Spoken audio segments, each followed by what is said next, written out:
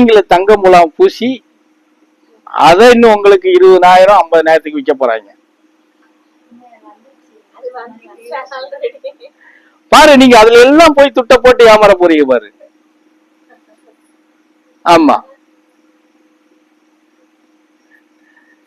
அதுல நீ சொன்ன போனா கவரிங் நம்ம 4 பேருக்கு முன்னாடி சும்மா போனா மதிக்க மாட்டாங்கன்னு வாங்கி போட கவரிங் வாங்கி போட கவரிங் காரன்னு ரேட்டை கூட்டிக்கிடுவான்.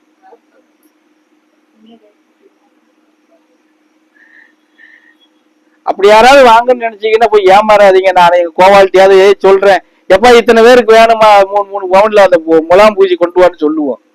ஒரிஜினல் ரேட்டுக்கு வாங்கிக்கிருவோம். என்ன சாமி, இங்க இருக்கிறவங்களாவது ஏமாறாம இருக்குன்னு சொல்றேன்.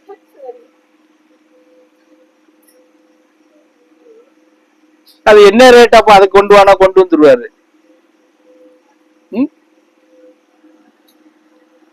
இப்படி எல்லாம் வரப்போகுது காலங்கள்.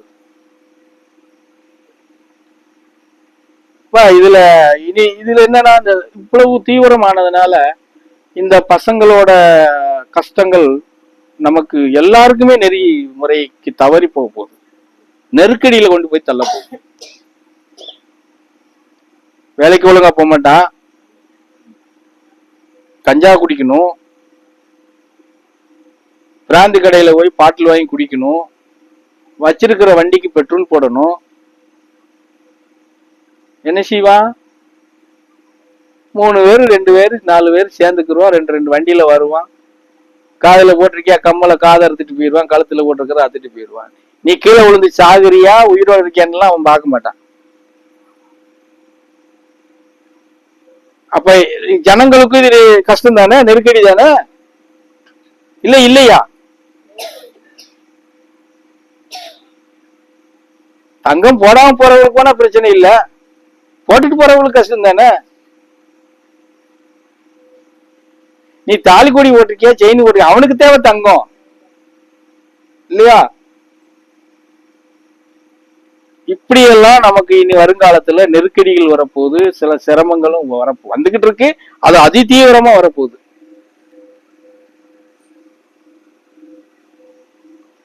புரியுதா? அதனால முடிஞ்சவரை எல்லாருமே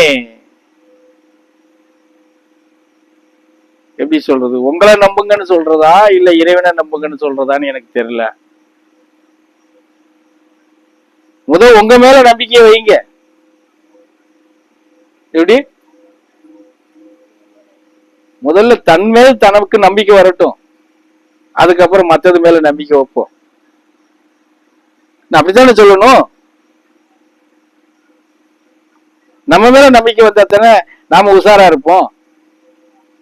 நம்ம மேலே நம்பிக்கை இல்லாம நம்ம அலட்சியமா இருந்தோம்னா நம்ம ஏமாந்துருவோம்ல.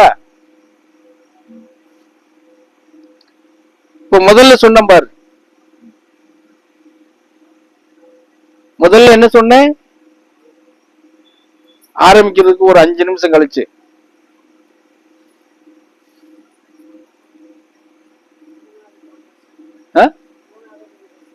புரியல. 3வது ஜெனரேஷன் தாண்டி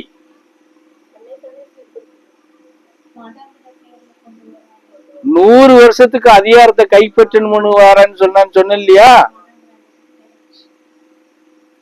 அவங்க உங்களை லேசில விட்டுற மாட்டாங்க. எப்படி? லேசில உங்களை விட்டுற மாட்டாங்க.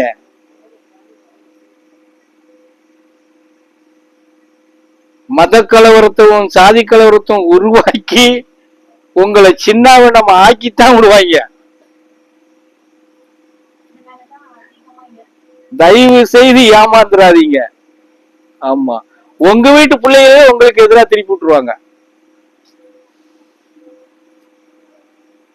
உங்க வீட்டு உங்களுக்கு எதிராக திருப்பி விட்டுருவாங்க. ஏன்னா எல்லாருக்கும் இருக்கு இல்லையா பேராசை, தன்மானம் அப்படிங்கிறது. இன்னைக்கு யாருக்காவது இருக்கான்னு பார்த்தா இல்லைன்னு தான் சொல்லுவேன் நான். அதுக்கு உதாரணம் இப்ப கருவுறவே காட்டலாம். நம்ம தாம் பிள்ளைங்க செத்து போச்சு, தாம் பொண்டாட்டி செத்து போச்சு, கூட பிறந்த சகோதரங்கள் செத்து போனாங்க. 20 லட்சம் ரூபாய் அவன் கொடுக்காங்கிறதுக்காக அவன் கூப்பிட்ட இடத்துல போய் அனுதாபத்தை தேடிட்டு வந்தாங்க பாரு.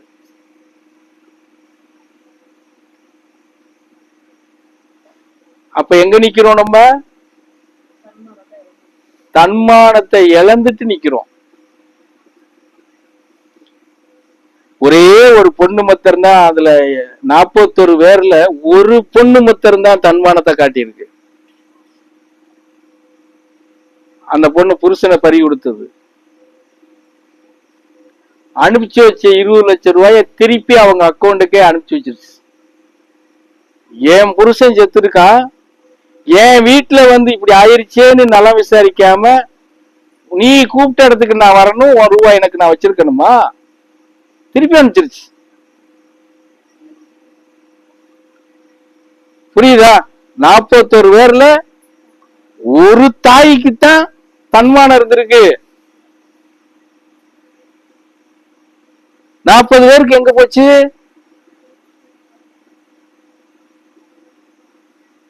புரியுதா? இப்ப 40க்கு இப்ப நான் சொன்ன கணக்குல 40க்கு 1 கணக்கு எட.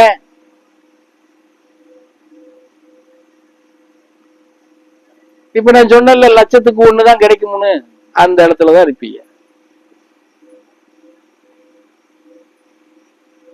இது எப்படி சொல்றதுன்னா, இது கொஞ்சம் நம்ம அவங்களை இழிவுபடுத்துறது மாதிரி கூட இருக்கும் இந்த வார்த்தை.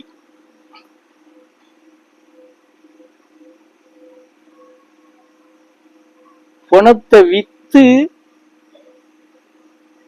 பணம் வாங்கியிருக்காங்க. எப்படி? தான் வீட்டுல மரணம் அடைஞ்ச பணத்தை வித்து பணம் வாங்கியிருக்காங்க. அப்ப நம்ம எல்லாம் எவ்வளவு கேவலமா இருக்கிறோம்னு நமக்கு தெரியுதா?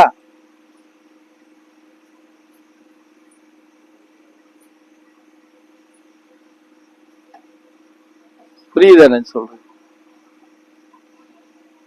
அப்போ தான் வீட்டு இதவே வந்து வித்து பணமாக்குறவங்க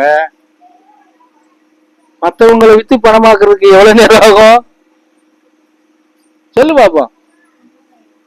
இந்த மாதிரி மக்கள் எல்லாம் வீட்டுல இருக்கிறவங்களை சொல்லி நீ 4 பேர்த்திட்ட வெட்டி பிடிக்கிட்டு வாடன்னு சொல்றதுக்கு எவ்வளவு நேரம் ஆகும்? சம்பாத்தியம் தானே முக்கியம். சொல்லு பாப்போம். அப்ப வரக்கூடிய ஜனங்கள்ல இப்போ அந்த ஒரு பகுதியில ஒரு இதுக்குள்ள ஏன் இவங்களுக்கு தன்மை? இப்ப எல்லா பகுதியும் எடுத்து பார்த்தா எல்லாருமே இப்படித்தானே இருப்பாங்க. அப்புறம்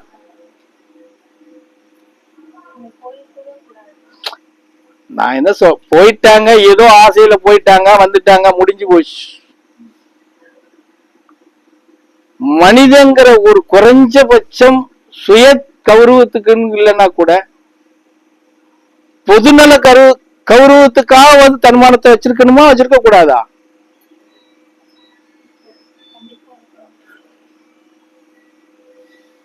அது இல்ல இல்ல.